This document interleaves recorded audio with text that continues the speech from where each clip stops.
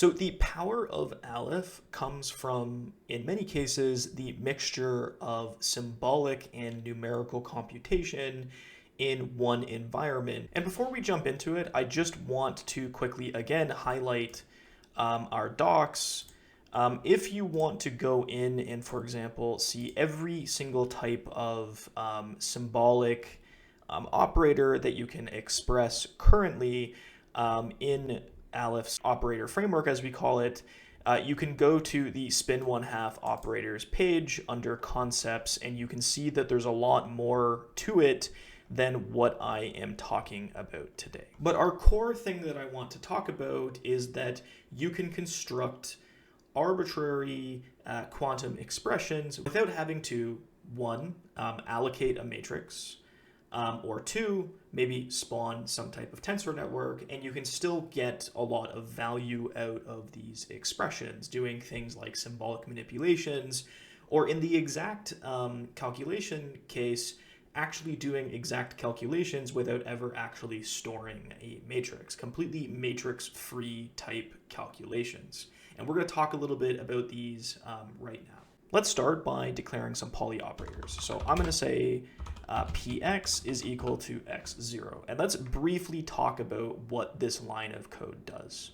So I'm creating an operator, which is the Pauli x on the 0th site. So what operators are, or individual operators are, because you can make arbitrary combinations of them in products and sums, which we'll talk about later. But what this is it's a symbol, x, with an integer that locates its site. In Aleph, as I'll keep saying, we like to index things as if they are on a linear system, and to map linear systems to lattices and other types of geometries, you have to use the lattice or the model class and eventually maybe some graph framework that will be inside Aleph. But I can, for example, also declare a Pauli z, and here I'm going to put it on site 1. These can always be then, and any operator expression can then be cast into a matrix form, but this isn't what we want. So let's first print off px, and then I want to print off the matrix of px. So when I print off the matrix of px, it's only going to show you the matrix that corresponds to all of the support in an operator expression. So for a single site operator, it's just one site. So regardless of it's 0 or if it's 1, this is going to be a 2x2 matrix because we're in a spin 1/2 system. But let's run this code. So if I do this here, what you'll notice is that x is just printed off as a symbol because underneath the hood there is no matrix, even if I construct a very big expression. And if I cast it to a matrix underneath the hood, I have to do a computation specifically with qubits or potentially sparse vectors to fill out the matrix and figure out what that matrix should be. So there is a computation corresponding to this. One, you have to allocate memory. Two, you need to calculate what the entries of the matrix should be. So I can interact these guys in a variety of ways, but let's just do an operator product. So combining px and pz into something different. So let's call it opprod, and I'm going to say px times pz. And now if I print this opprod, you'll see that I have a new expression, which is printed out this way. So notice that the multiplication as it occurs above occurs in the same order. So the operator expression engine will obey commutation relations and allow you to eventually manipulate these things symbolically while obeying the algebra that you're working in. You can do this with fermionic operators as well. I'm just using spin 1/2 operators as an example. So another thing that I could do is I could say, well, why don't we bring a state into this conversation? Because in a lot of cases, I want to interact with states and operators at the same time. So I could bring in a computational basis state, and I could then multiply opprod into state, which would give me a new state. So I have px on the first site, which should flip this bit, and I have pz on the second site, which should then look at this and say, do I want to multiply by a 1 or a -1? Because it's a 1, I'm going to get a -1. So if I print out this new qubit, you can see the interaction between the states, between our state and our operators. One thing to note as well is I could also very easily say, okay, so I want to make a full wave vector psi, and again, I'm not going to say as matrix because this is the default behavior, and I am going to, let's actually get rid of this here, and I'm going to say that psi of state is equal to 1, which will set us basically equal to this computational basis state. So now it's worthwhile to state that there's two ways for an operator to act on a state vector. The first way is out of place. So if I want, I could create a new wave vector and say opprod times state. And what's going to happen in this operation is I'm going to make a copy of state. I'm going to act opprod on it, and then I'm going to store the result in phi. If you wanted to keep state and you didn't want a new phi, you could also do this. But if I'm in a situation where I actually don't care about the previous version of state after my operation, I could instead do the operation in place, which you use this operator here. This avoids an expensive copy, and for a lot of expressions, you can actually make this computation faster if you act in place. So there's a lot of symbols and things that you can look at here. So let's just quickly scan through them. So single site polys are the first three that you'll see, and of course the identity operator.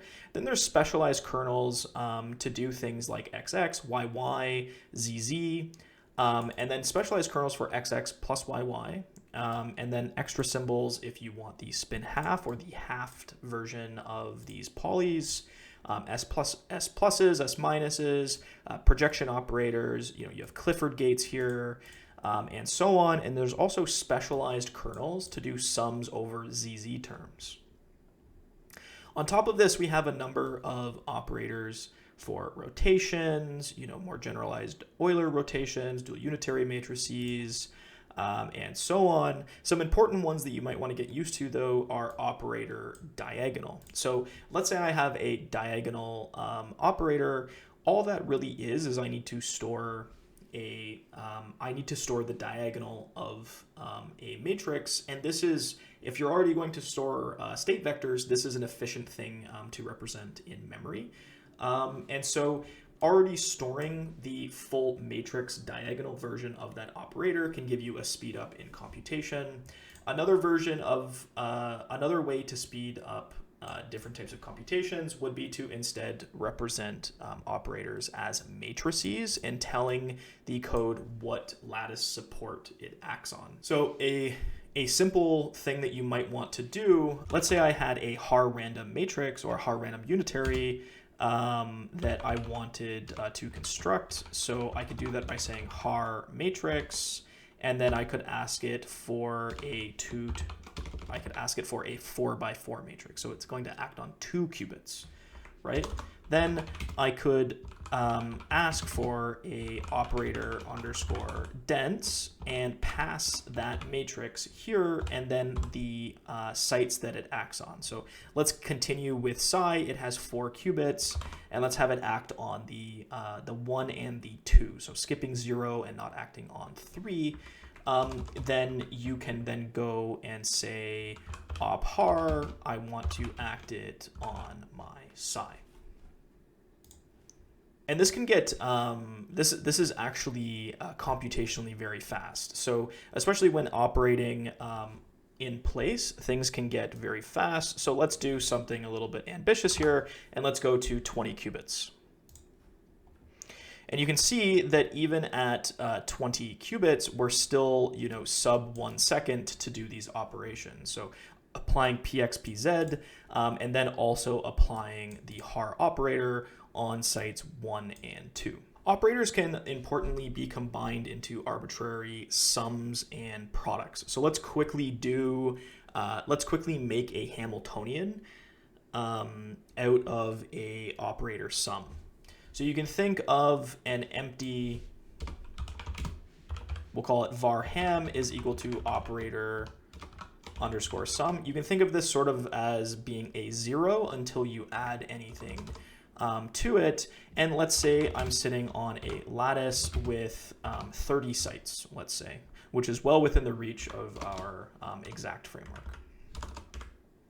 So if let's just do a very simple xx plus yy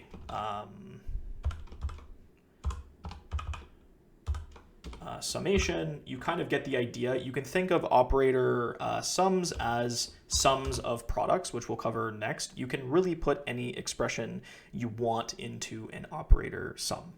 So we can say ham plus equals is equal to, and we'll just use xx, and we'll say m plus 1, and then we'll say plus yy, m plus 1.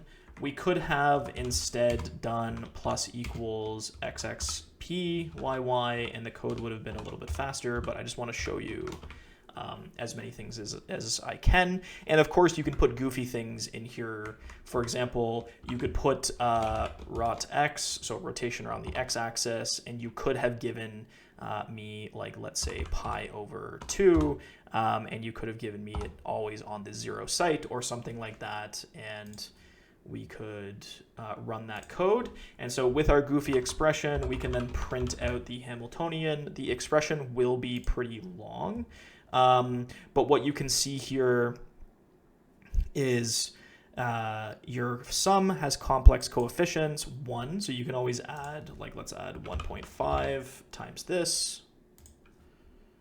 So you can have 1.5 here times xx plus 1 yy times my rotation x, and it will spell all of this out for you. There are a bunch of symbolic algebra tools that you can already use inside of, actually, let's just do one now. You can already, let's do this.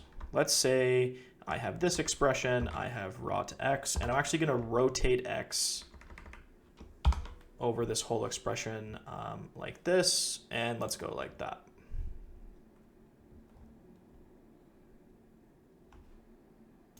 And we need a multiplication here.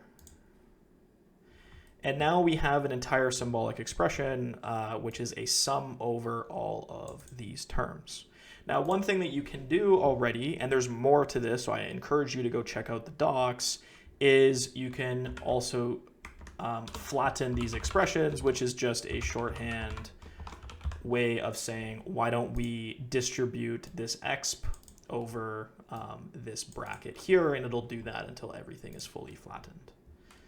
And you can see that it's done that here. So that's operator products. Let's quickly do a Haar random matrix calculation with operator products. So I'm going to copy in some code, and then we're just going to talk about it. So operator products can, of course, be inserted into sums, and operator sums can, of course, be inserted into operator products. For now, what we're going to do is we're going to do a quick, quote-unquote, brickwork quantum circuit. So the first, we're going to have empty operator products, which you can kind of think of these as identities until you act on them. And let's just do it for 24 qubits here quickly. Basically, for a brickwork circuit, you need a layer of the circuit that will couple odd to even pairs that are neighboring each other. And then the next one will couple even to odd pairs that are neighboring each other. And so this can be seen here for a for loop. We create a quick list that goes from 0 to L-1, and then we pick out only the even pairs or every other pair of it. We generate a new Haar random matrix here, and then we fill this operator product with a product of these operator denses. And do the exact same thing for the odd to even pairing. And we get this, and we can combine them together to form a brickwork structure that we could potentially repeat, kind of like a Floquet dynamic situation. And then we're going to act that on the all zero state just to be quick and painless. And we're going to act this in place. So we have 24 qubits. And just to communicate the code speed to you, let's just click play here. And you can see that this took about half a second to do this operation. So that's it for this video, just a quick crash course in constructing operator expressions. Just to recap, you are free and you should go and view all of the operators we support. There are fermionic operators, and you can do the exact same things with fermionic operators. There is a tutorial that shows you how to use the symbolic framework to do Heisenberg evolution just by manipulating Pauli expressions. And you will see us creating different types of operator expressions in all of these tutorials. I think this is one of the bigger ones that we've done in a tutorial where there's, let's just wrap this around, where there's a lot of different things in this big operator product expression. So please play around with the operator framework, see what you can construct, see what you're interested in. And don't forget to like, subscribe, and leave a comment below.